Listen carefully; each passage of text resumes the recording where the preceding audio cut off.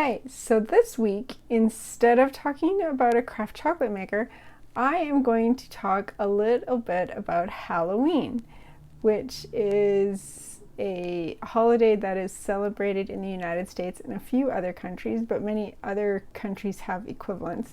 But in the United States in Halloween, right now it's a tradition to give out candy and chocolate. And I thought you might be interested to know where that tradition comes from and what it's based on. So, trick-or-treating as we know it in the United States started in the 1930s and 1940s. But where did that tradition come from? How did we get to that point? And how did chocolate and candy get involved? So, it actually has its roots in several ancient pre-Christian traditions that date back to Celtic festivals that were celebrated at that time of year.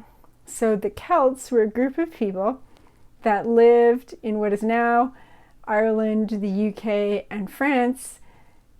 First date we have for them is 270 AD, but the festivals date back around 2,000 years ago. So the Druids, who were Celtic priests, believed that at this time of year, when the old year was ending, so October 31st was the end of the year, which had to do with the movements of the sun. It wasn't solstice, it was a different thing that they were talking about. So they believed at the end of the old year, the Lord of the Death collected all of the souls who had died and had been condemned to live in the bodies of animals, and he collected them all and he decided what form they would take for the next 12 months. And it was said that he could be coaxed to give lighter sentences to people who gave gifts and prayers on behalf of their ancestors. Now there was another festival, a Celtic festival called Samhain, which happened around the same time, and it was a day that commemorated the day of the death of the sun for 6 months. And people would gather to make bonfires and sacrifices and give, basically revere the dead. And in some villages, people would disguise themselves with animal skins to drive away phantoms and unwelcome spirits. And food was set out to also placate unwelcome spirits. So, time moves forward, Christianity becomes a thing. Christianity is spreading all over Europe and supplanting and absorbing the pagan rites and rituals. Around 1000 AD, November 2nd is designated All Souls Day. So you have October 31st is the end of the Celtic year. You have All Saints Day on November 1st and All Souls Day on November 2nd. So in England, All Souls Day ends up looking like the traditions that they carry on, looks a lot like the practices of Samhain. So with the bonfires and the sacrifices and the food offerings. But as time goes on through the Middle Ages, there are three practices, four as we get later into 1600s, that could possibly be related to trick-or-treating or have given rise to what we now call trick-or-treating. So that would be things called souling, mumming, that's with a U, like the Brits say it, mumming, and guising. So souling, the first one, is when the poor people would, and this is happening during the Middle Ages, poor people would go to the houses of the wealthy and request soul cakes, which were these cakes, pastries that had all kinds of spices in them. And in exchange for receiving these cakes, they would promise to pay for the souls of dead relatives. Later on, kids got involved in that, and they ended up asking for gifts, things like food and money and ale and that sort of thing, in exchange for praying for the souls of their relatives. So that's souling. Then there was guising, which happened primarily in Scotland, what is now Scotland and Ireland, where young people dressed up in costume, and instead of promising to pray for the souls of the dead, they would perform a song or a poem or a joke, and in return you would give them a treat. And then you have the third one, which was mumming, where people were dressing up as ghosts or demons or other creatures to perform in exchange for food or drink. So those are the three main ones that they're often traced back to, but there is also some people that consider it can also be traced back to similarities in Guy Fawkes Night, or sometimes called Bonfire Night, which happened in England. Guy Fawkes was related to the Gunpowder Plot in 1605, where there was a plot to blow up all of Parliament. And so this is something that still happens till today. Kids would be in masks, there would be bonfires, they would burn effigies and that sort of thing. So that could also be part of the tradition of trick-or-treating. So all of these things were traditions that were happening in the old world when people started immigrating to North America.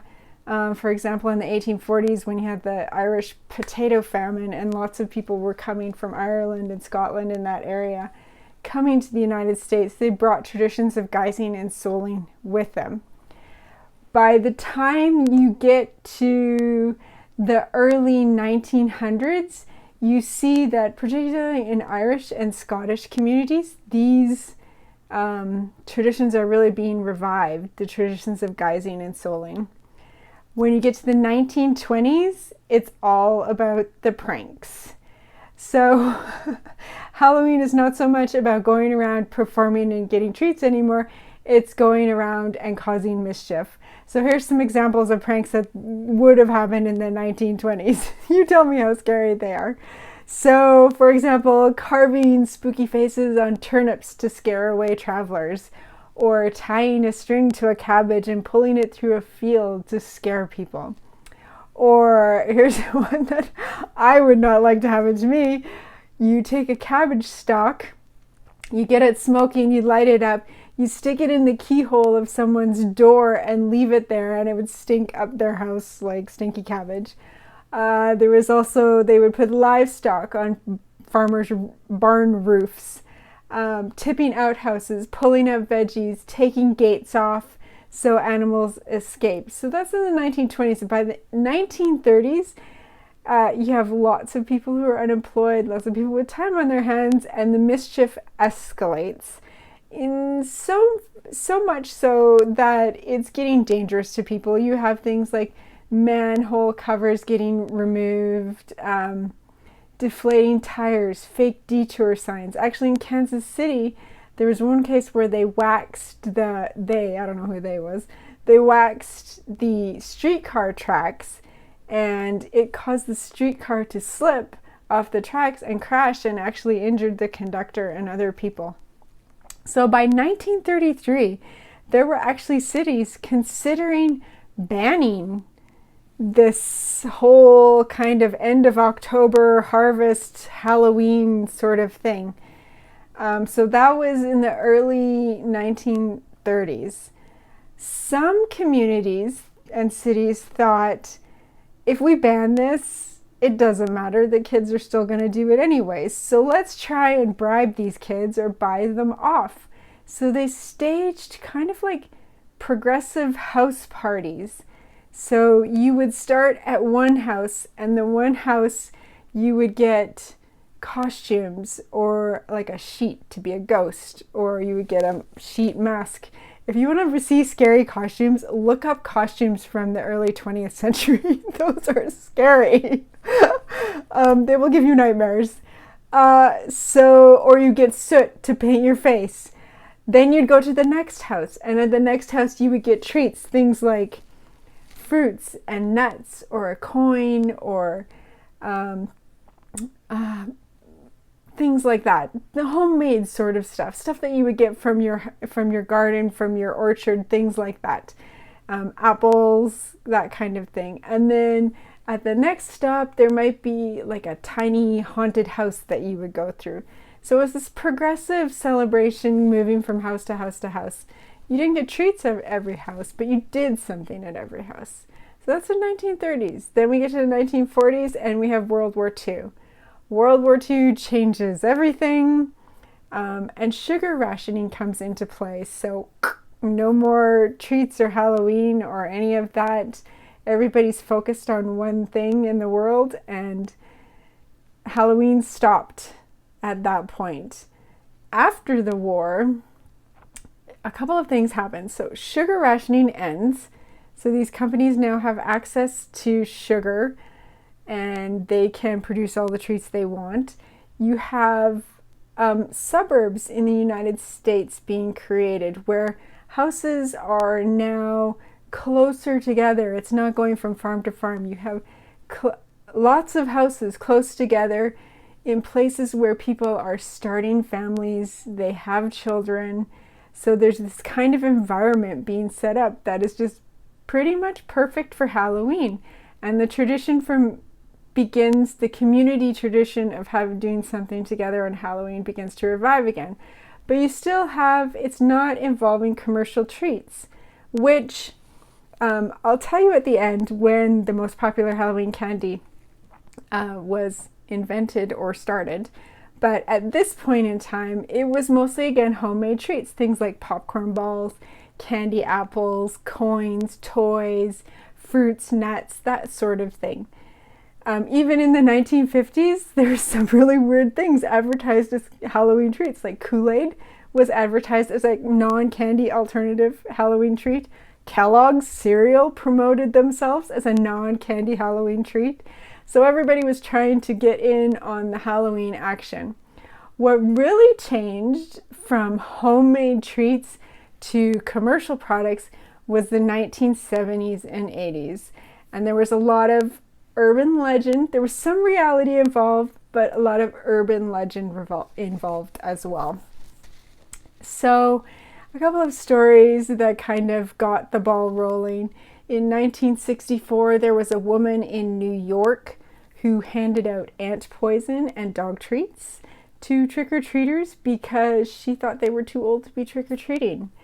In 1974, there was a man in Texas. He gave cyanide-laced pixie sticks, those little sugar straw things that you kind of pour into your mouth, laced with cyanide to 5 kids, one of whom was his son, who actually ate it and died. That was called the Candyman murders. And then you have in the 1980s, you have the incidents where there were several cases of Tylenol being sold laced with cyanide. So all of this, and in the 80s there was all these rumors about satanic rituals and these kind of things. A lot of it was urban legend. Some of it, the examples that I gave you, was not, but word of mouth kind of got going. There became to be laws, federal laws were enacted after the Tylenol in the 1980s to make tamper-proof seals. That's why you've got those kid-proof seals and all those peel-off things on your food and pills and everything. So that was in the 1980s. So companies really took advantage of this general fear and concern that parents had, that you always had to have your parents check your candy to make sure there were no razor blades or poisoned or whatever in it when you came home, and it became the thing where candy, you couldn't get homemade stuff anymore. Homemade stuff just went in the trash. It had to be commercially made, factory sealed, and that was the gold standard for safe. And that is how we get to the point where we have today, where Halloween is all about giving out candy and chocolate on October 31st. And it is in the United States, it's the second largest commercial holiday behind Christmas. In 2019, $8.8 billion was spent on Halloween and Halloween related items. The average person spent around $86 on Halloween for costume, candy, whatever. 72% of the people handed out candy. There were 7 million trick-or-treaters. 26 million doors were knocked on. This year they're expecting, so this is the National Retail Foundation that I'm getting these numbers from. This year they're expecting a little bit less or to stay the same. They're expecting the average person to spend a little bit more, $92, but the overall amount on Halloween spent will be the same. So, you know the treats that you get at Halloween. It used to be you could just buy those tiny chocolate bars at this time of year at Halloween. But now you can buy them all year round because why not? If people buy them, they will sell them to you. So here's when I've got a list of when your favorite Halloween treats came about. Hershey's Kisses, 1907. Reese's Peanut Butter Cups, 1928. And that was actually bought out by Hershey's in 1963. Milky Way, 1923. Snickers, 1930. Three Musketeers, 1932. And M&M's in 1941. M&M's actually have an interesting history having to do with World War II, if you want to look it up. So those ones, Milky Way, Snickers, Three Musketeers, and M&M's were all produced by Mars. Kit Kat, which is one of the most popular ones for Halloween, was invented in 1935, but got the name that it has now in 1937. It was originally by an English company named Rowntree. Now it's owned by Nestle. Nestle Crunch was the late 1930s, and candy corn, the one that everybody loves to hate, was invented in the 1880s. So that is how Halloween and treats came together as they are now. I just recently read a report that came out that the cocoa supply chain is still messed up. As of this year, these are the numbers that they're sending out, that child slave labor is not only not improving, it may even be getting worse. So when you're thinking about Halloween this year, may I recommend that you try to purchase from people that are conscious of where their chocolate is coming from and how they are treating the farmers who grow it. So I know Cho makes minis. C's Candy gets their chocolate from Guitard, so that's a good source as well. Rocca makes minis. Who else makes minis? Green and Blacks used to make minis. I haven't been keeping up on it so much, but there are craft chocolate companies who are socially responsible and making mini chocolate bars that you can hand out at Halloween. It's obviously not going to be as cheap as the other ones, but it is better for everybody involved. So, do you have any Halloween traditions, or did I miss something that you think was integral in the creation of Halloween as we know it? Or do you celebrate something different in your country? Share it with me in the comments. I'd love to hear about it. I love to hear about those things. And if you like learning about chocolate and craft chocolate and the chocolate industry, be sure to like this video and subscribe, and we will see you next week. Have a great Halloween.